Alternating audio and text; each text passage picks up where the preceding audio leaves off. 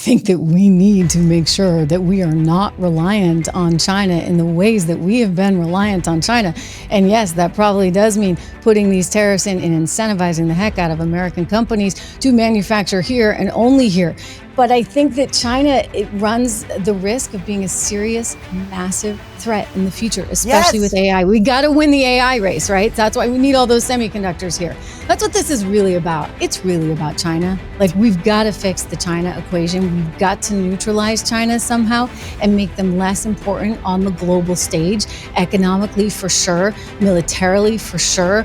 This is what it is about. And that's really the master plan here. And I give Trump so much credit for that, because who else was willing to take that on? No one. All right, guys, good to see you again. I had a great start of my week yesterday at the Naval Academy. I posted some photos to social media if you want to take a look at that. It was kind of cool. As you guys know, if you've been a long-time watcher of the show, this has been a journey for me, getting back on the board that I served on, Board of Visitors at the U.S. Naval Academy, first term of Trump. He appointed me to serve as one of his appointees, and then Biden fired me and fired everybody in an unprecedented move. It was really cool. I want to thank Senator Dan Sullivan for swearing me into office yesterday, my second stint on the board. It was awesome, too, by the way. Just there's something cool about going to the yard, hearing about what we're doing to prepare the next generation of leaders in our U.S. Navy.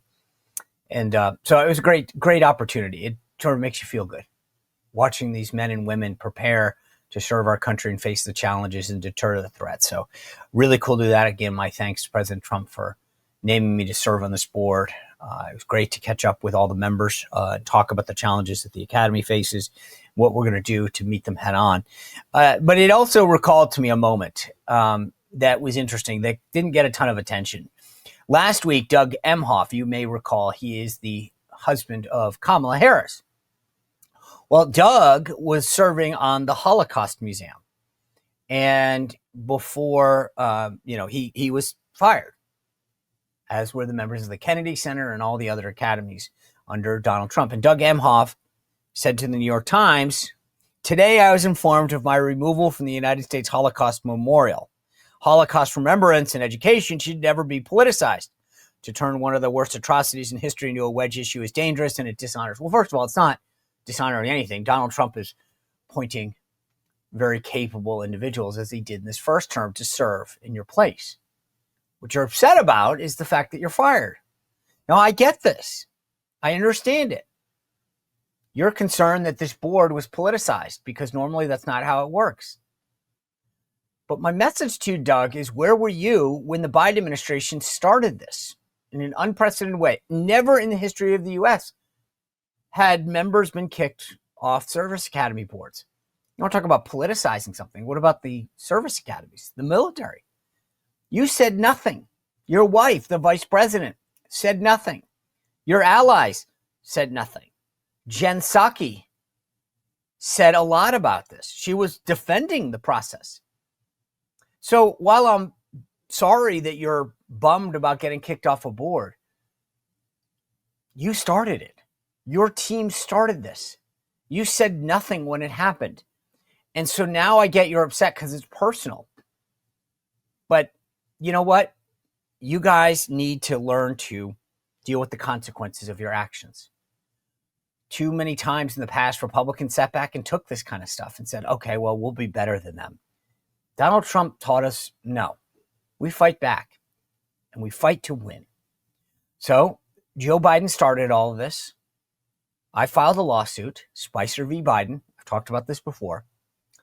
And your boss went to court and said that they have the absolute right to do this. You said nothing. Now you will live with the consequences. So I know the media, loves to make it sound like, oh my God, Donald Trump's doing all this bad stuff. But remember where it all started. Give the context. And I know the New York Times won't do that because they're dishonest. The fact of the matter is that none of this probably would be happening had you not gone down this path. Your team started this. You are now living with the consequences. Big update. Trish Regan is going to be here. We're going to talk about a lot of things with her in just a second. But I got a couple things to get to first. A quick political update. If you watched, remember we did the Road to 270 all last year. Very, very popular. Love that. We did the Senate version of it a couple of weeks ago with former Senator Cory Gardner, who leads the Senate Leadership Fund. These are the outside group paying for a lot of this. We went literally state by state. Well, one of the big Republican hopeful pickups is the state of Georgia, where Jon Ossoff is running. Very close race last time. And there was a lot of hope, I think, on the Republican side that Governor Brian Kemp would run. He announced that he is not running. There's a lot of potential interest now. There's another statewide official that's running who's got a lot of money. Marjorie Taylor Greene has said she's running. But this is a huge prime pickup for us because the state of Georgia, as Donald Trump showed, should revert back to the Republican side. And so this is a little bit of a setback. I think Marjorie has said that she's going to keep an eye on this. We will stay in touch with her. I know that we've reached out to her office. We'll try to get her back on very soon to answer these questions. There's always the question of, can you win a primary, but maybe not a general? I want to ask her about that. You know, she's got a great seat. She does a lot, risking a lot, but we need that Senate seat. So if not her, then who? And I know Georgia Republicans are trying to figure that out. Senator Tim Scott, the head of the NRSC, the National Republican Senatorial Committee, is trying to figure that out. Anyway, I just wanted to make sure I got that out before I went through. Yesterday, big day, though. As I mentioned, these executive orders, and Trump is really just crushing it on so many of these issues that, again, a lot of politicians would have just said, okay, that's the past. But he signed an executive order to end gain of function research. So we don't have to have this little argument about whether Fauci did or did not fund it. We will know full stop that it's not going to happen. Not that we needed to do this. RFK, our Secretary of Health and Human Services, explained why this was really important. Take a listen. Gain of function, this is an historic day, the end of gain of function research funding by the federal government and also controls by private corporations on gain of function studies. This was the kind of study that was engaged in by the United States military and intelligence agencies beginning in 1947. By 1969, the CIA said that they had reached nuclear equivalency, that they could kill the entire U.S. population for 29 cents a person. That year, President Nixon went to Fort Detrick and announced a unilateral end to this kind of research, what they call dual-use research that was for vaccination and also for military purposes. He then persuaded over 180 countries to sign the Bioweapons Charter in 1973. That basically ended gain of function research around the globe until 2002. Or 2001, after the anthrax attacks, we passed the Patriot Act, and the Patriot Act had a provision, a little-known provision in it, that said that although the Bioweapons Charter is still in effect, and the Geneva Convention is still in effect, U.S. federal officials who violate it cannot be prosecuted. And that relaunched a bioweapons arms race, and that was driven by gain of function research. In 2014, 3 of those bugs escaped from U.S. labs, and President Obama declared a moratorium on future use, and instead a lot of that research was moved offshore to the Wuhan lab. And it launched bioweapons arms race all around the country, all around the world, so that China's engaged in it, developing all kinds of weapons using AI and CRISPR technologies that are really devastating. Russia is deeply engaged in it, Iran and many other countries. It's a kind of weapon that always has blowback. There's always bad news. And the justification for this kind of weaponry and these kind of research was always that we have to do this to develop vaccines to counter a future pandemic. All right. So you get the point there. I mean, look, there's a lot of dangerous stuff that's going on. RFK really doing a great job of explaining why it's important to shut this stuff down and giving a great history lesson on how it's been used in the past. He wasn't the only one out there.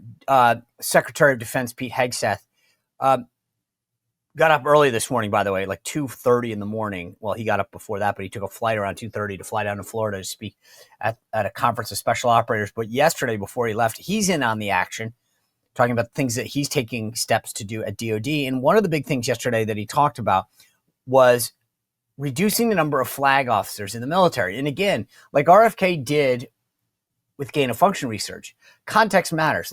He did a great job of explaining why this issue is being addressed by him in terms of the number of flag and general officer reduction at the Department of Defense. Take a listen.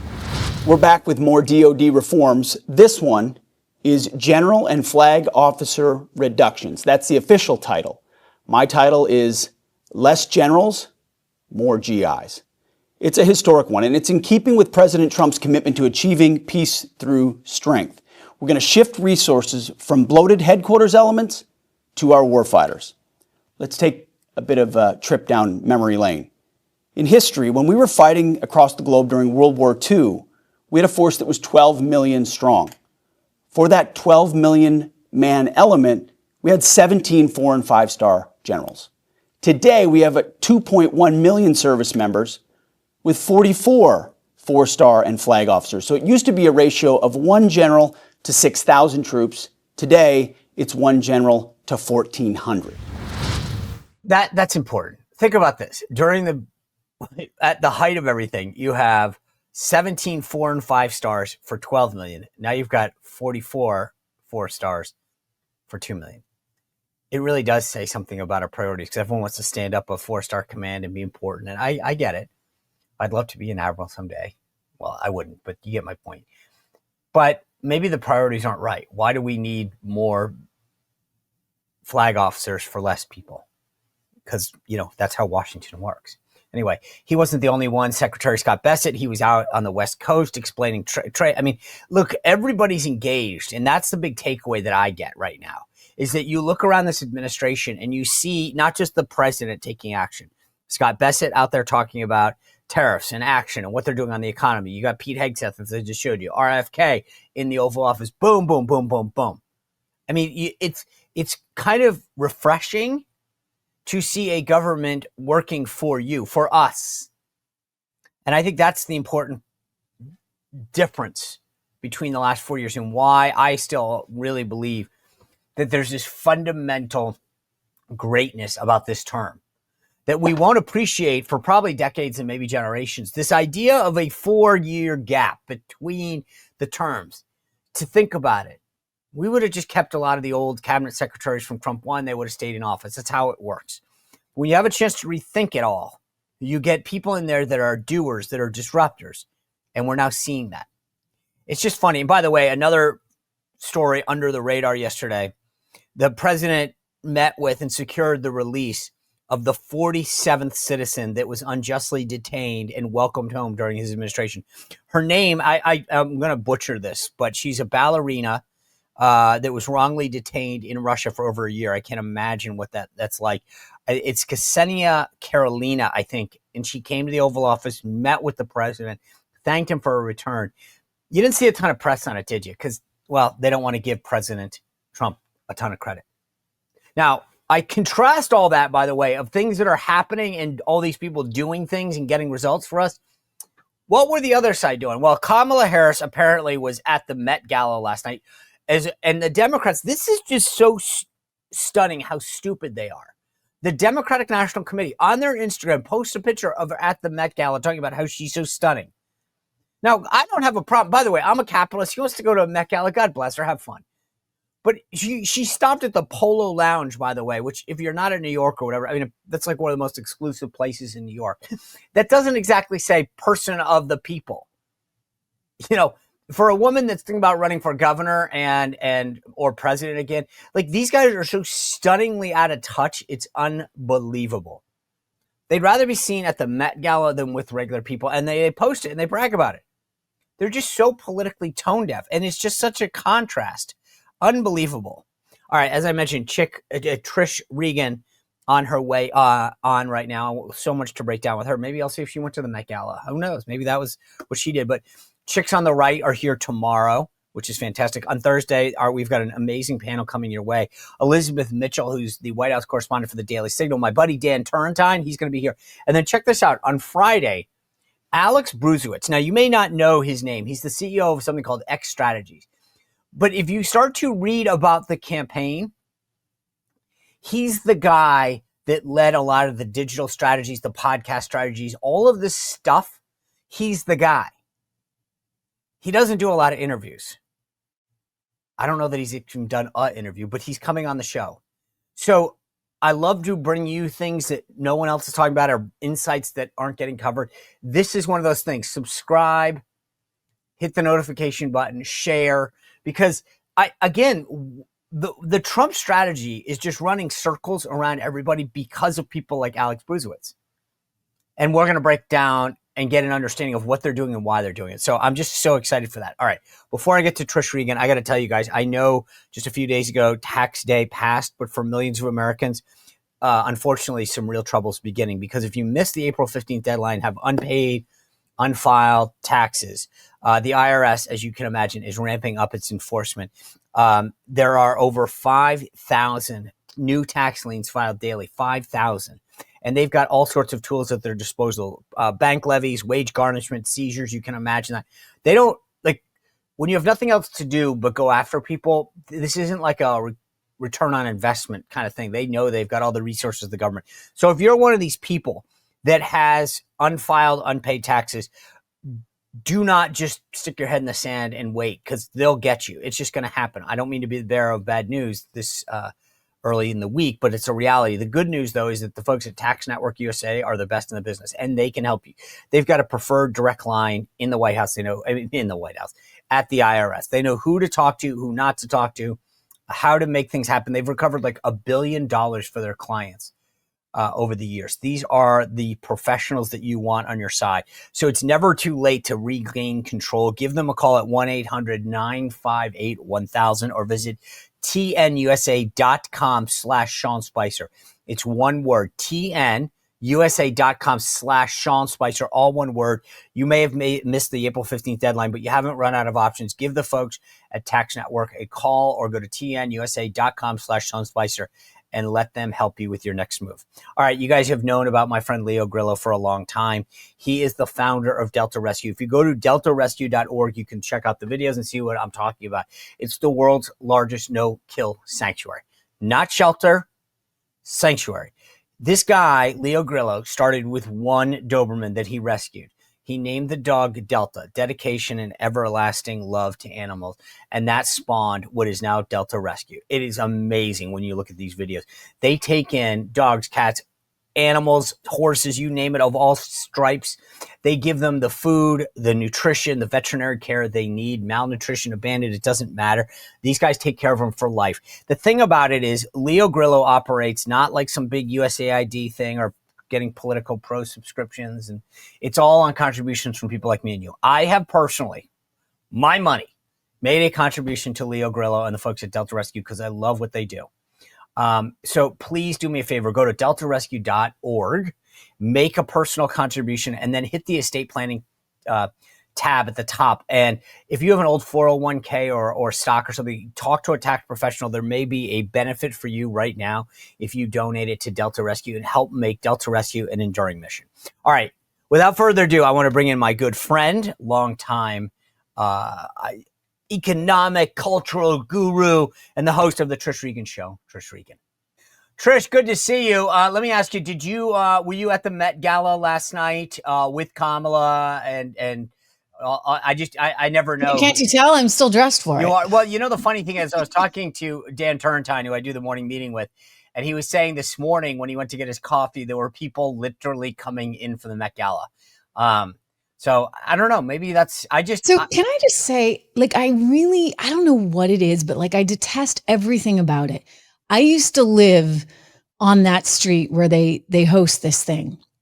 And it would really annoy me because like days before this all went down, right, they'd be shutting down the entire avenue and the cleanup after. So like I have that hangover effect, right, of just not appreciating the traffic. Look, I'm super Irish, you're super Irish, but on St. Patrick's Day, for goodness sakes, New York City, I was like, I've had it. So maybe it was just that, I didn't appreciate what they did to the street and how the whole city had to shut down for this stupid Met Gala. But like, I'm just exhausted by it. Who cares? Who cares about any of these people and their stupid costumes? Sean, I'm over it. I don't even know who half the people are. I was just about to say that. I'm in the news business. The funny thing is, I'm glad you said that, Trish, because I was like, I obviously just saw some stuff online because they were like best dressed, and I'm like, don't know who that is, don't know who that is, don't know who that is. And then of the people that, even of those people, I was like, and why are you like, I don't understand. It's like a costume party or Halloween, because the people are dressed up like boxes, and I'm like, I don't understand. Like, how do you eat? Or like, to me, I still don't get it. It's one thing to dress up, to me, like fancy and nice, like put a tux on or a beautiful dress. But I'm trying to figure out what they're going for. Is it like obnoxious and stupid? Because I get looking really nice and elegant. They were supposed to be channeling, black male style, right? Wasn't that Anna's goal? Like, we want to like somehow pay tribute to male black artists. So, I don't know. I mean, there were a lot of sort of weird costumes, and you can do and say whatever you want about her taste for a theme, whatever. I don't know, but I thought they all looked really stupid. Yeah. I don't know who most of them are, and honestly, I don't care. And I'm like, what is it with the media? Like, why are they so obsessed with this, Sean? What am I missing? No, I'm with you. Do you guys really want to see these stupid outfits? I'm with you. Like, I was like, I don't understand. Like, when I tuned in, I always tell people, like, I flip around all the morning shows just because I want to know what people are saying, what's going on. And everyone's like, we've got the list of, and I'm like, I'm with you. I'm like, I don't know them. I don't know why you're wearing what you're wearing. And I don't know why you all in the media care, because I certainly don't know anyone who cares. And it's like one thing, like there are certain things, like I get the Oscars because you want to know maybe who won an award. I don't care, but I get why someone might. But on this, I'm like, I don't even understand why you're watching. Like, no one gets an award, or there's no, like, I still don't even get the point of it. And maybe it's just because I don't want to. But then, it's their closed little club. It's like, who's in the club this year? And then Anna's like calling the shots, Devil Wears Prada type stuff. Okay. I get to decide who's in, who's out. I'm like, honey, you're out. Okay. Like, I don't even care who you are. I don't like what you got going on. And this whole party is basically over. It is so yesteryear. Like, she's got all these rules, like you're not supposed to use a cell phone. And apparently Rihanna and some others brought in their cell phones, and they're breaking the rules. They're breaking the rules because guess what? Nowadays, it's just totally different. Nobody cares about your stupid party. Nobody cares about your stupid rules. And I guess you pay for media coverage. Like, what is that about? Is she like slipping something? Is this like USAID money we didn't know about, Sean? Well, I don't mean to be so bitter about it, but I just think it's stupid. And like the fact that people actually want to be invited to this thing and wear some ridiculous costume, I don't get.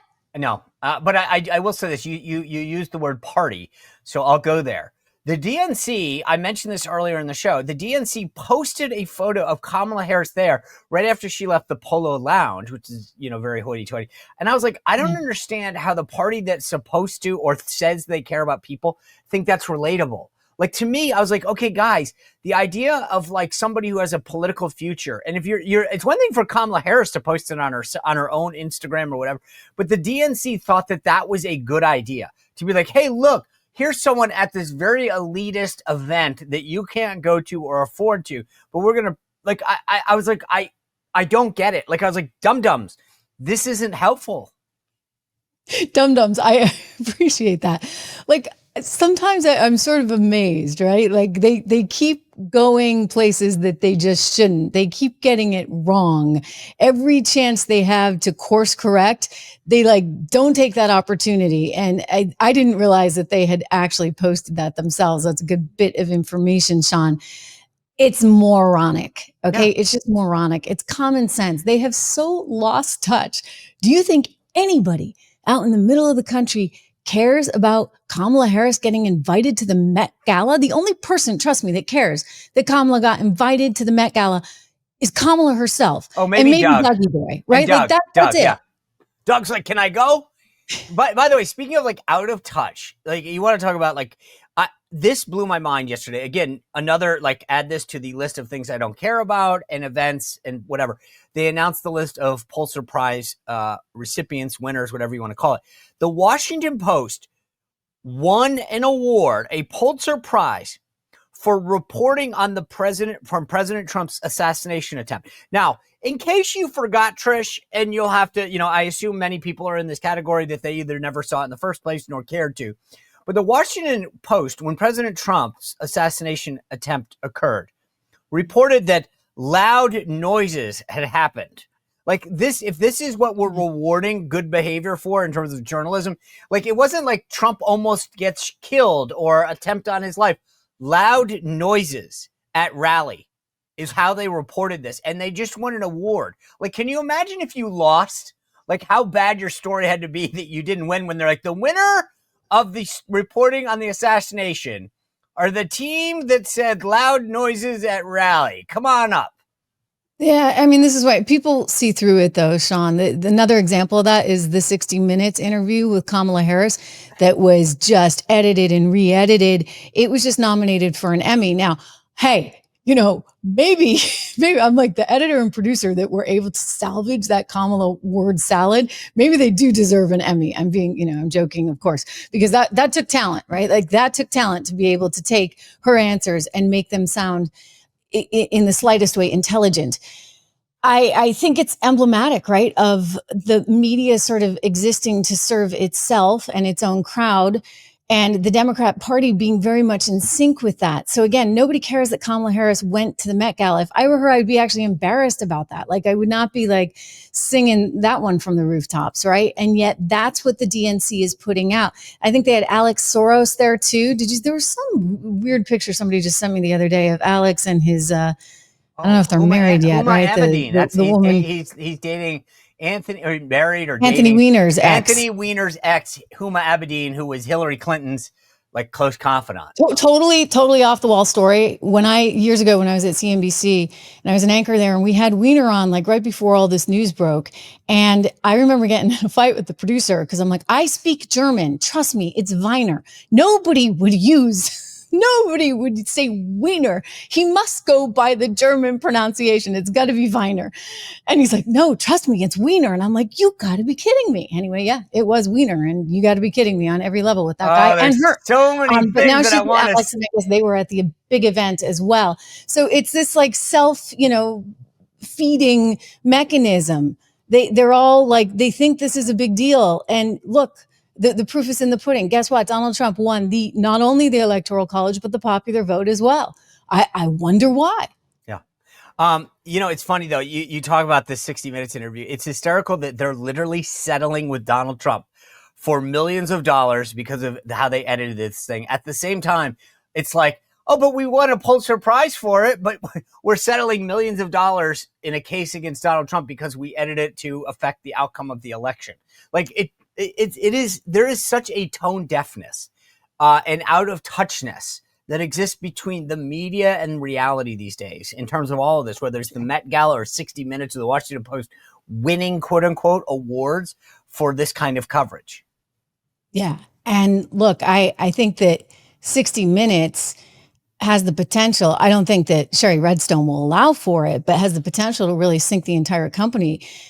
Paramount needs to do this deal with Skydance. Like they really need it for their very survival. It's a struggling company. And if they don't get this deal done, the markets are going to punish them severely. Like I don't know as 60 Minutes can continue to exist if they don't get this deal done.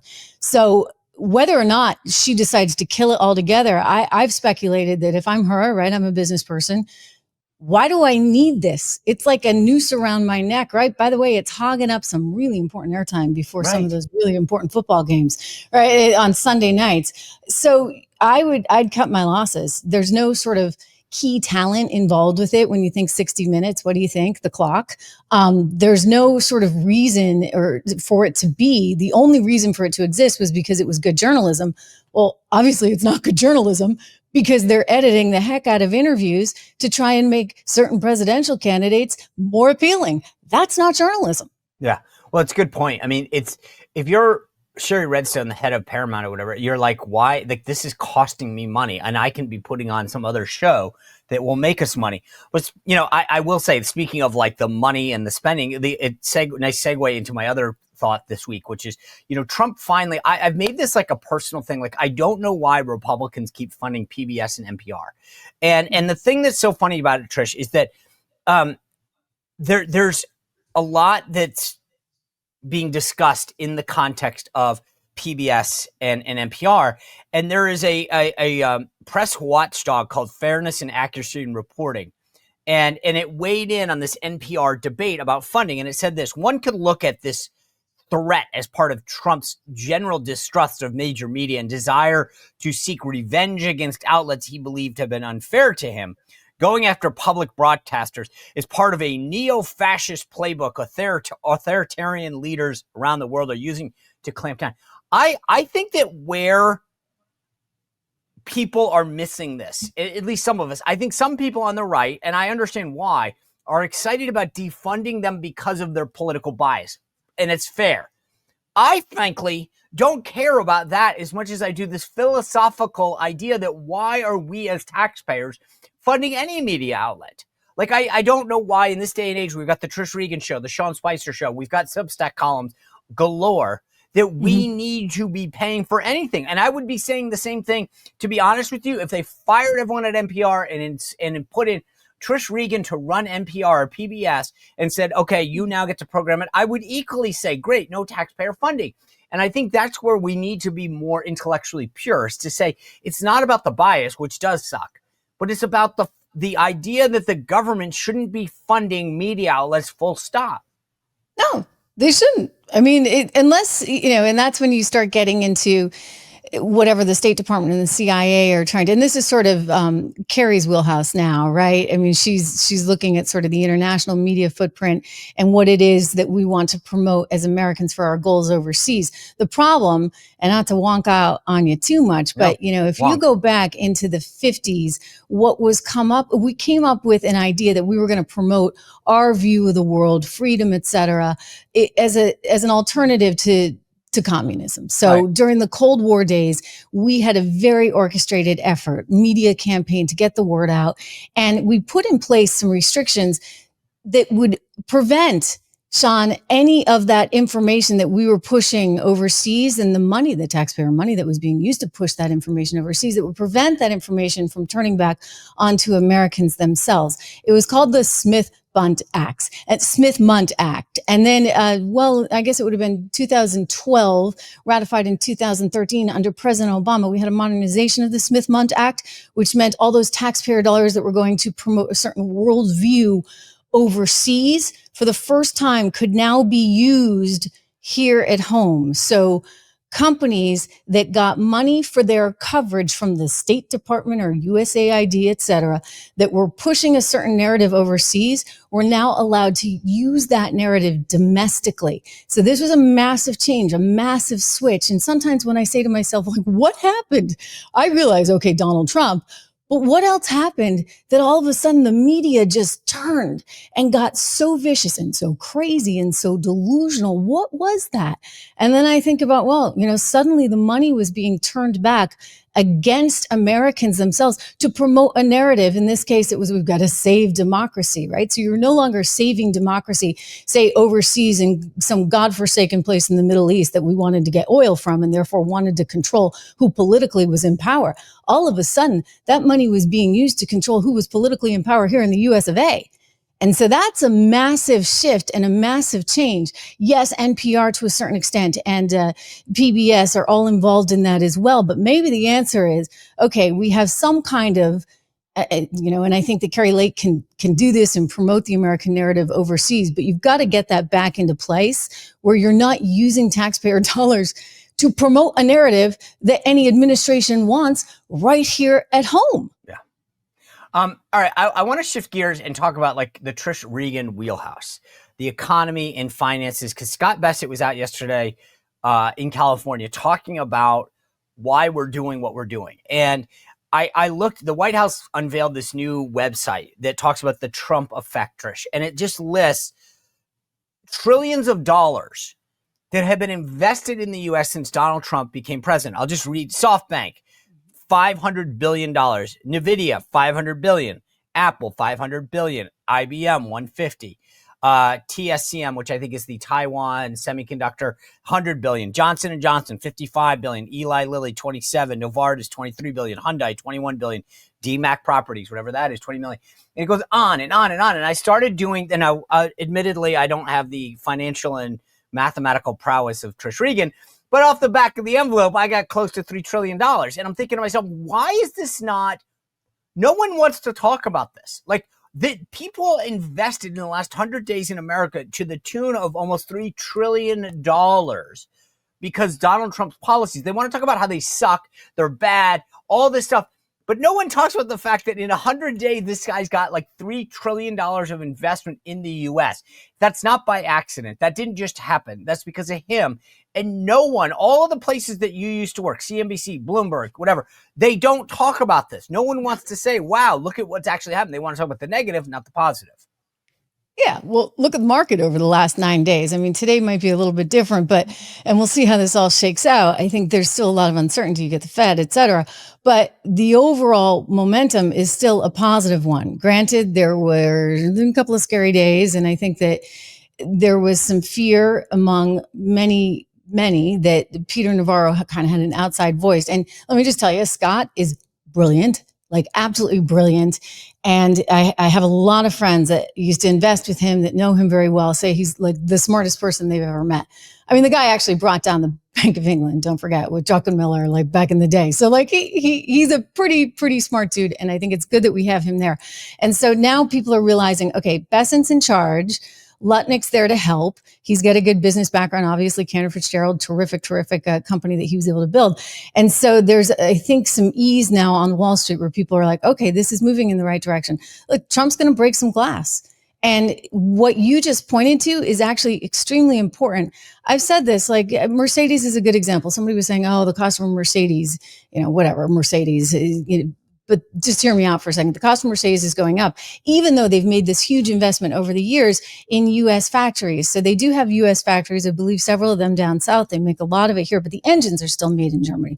And I'm like, well, heck, why not just make the engines here in the U.S., right? Like, why not? You just move the engines here and then you get 100% American made car. Sure, it's a German brand, but it's 100% American made at that point, and you avoid those tariffs that way.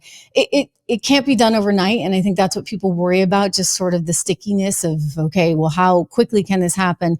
But I think that the optimism that comes from, and even though it's not getting reported, Wall Street knows this, investors know this, the optimism that, hey, we're getting money coming back here, we're getting money that's onshore. And just the reality, Sean, like you can't continue with China lording itself over, us and frankly, Taiwan, because that's not gonna play. We can't actually think about how dependent we are on semiconductors.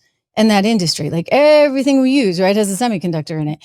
And so I think the fact that NVIDIA is being so active here, that TCMI is going to be so active here, these are things that are so important. And Biden sort of kind of wanted to do, but just couldn't get the train to leave the station. Donald Trump's like, I want it done. I want it done now, this week. And it takes that kind of energy. And I think that kind of demand from a leader in order to have things happen. So, it's funny, though. I'm reading some of these stories yesterday. Axios was one of them. And it talks about how, Trump's isolationist and I'm like, and non-free trade agenda. And I was like, I don't understand this. Look, and I'm a guy that bought into it. So like, I'll admit my history on this, because we grew up with this orthodoxy that was free trade is what existed. That was what we branded free trade. But if you start to think about it, Trish, why is it free or fair if I'm letting you to basically have unfettered access to the U.S. and a company like Germany says, oh, well, it's going to cost you 20 or 25 or 30% to get into our market, or Korea won't let our cars in, or a lot of Europe won't let our ag products in.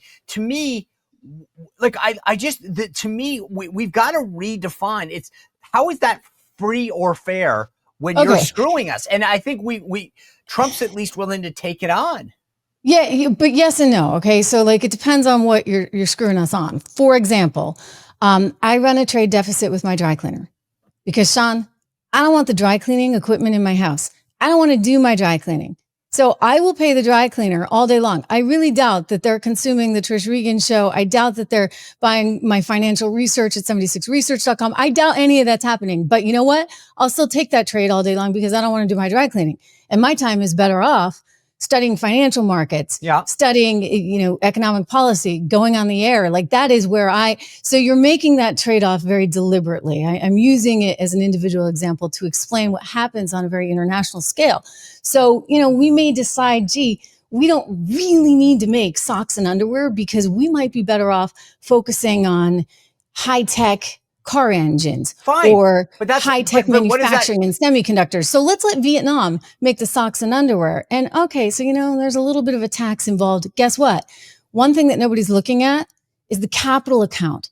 So you've got the trade deficit and then you got the capital account. And what's the capital account? Oh, Vietnam is buying U.S. treasuries, buying our bonds, keeping our interest rates low. And guess what happens when you have low interest rates? We get to borrow money, build a house, invest in new capital infrastructure, etc. So it's not that tariffs are entirely bad. It's that some places and some countries have kind of exhausted their welcome. In other words, in the case of China, you get an economy that is now the second largest in the world, and they do a lot of high-tech manufacturing. Therefore, they are a competitor with us, and we want to make sure that we capture that business domestically. So I think the initial sort of reluctance to accept the big chart that Peter Navarro came up with and Donald Trump unveiled had a lot to do, Sean, with, okay, we're not looking at each of these countries sort of individually. There was some conflation of the trade deficit. They're forgetting and tariffs, and they're forgetting about the importance of the capital account.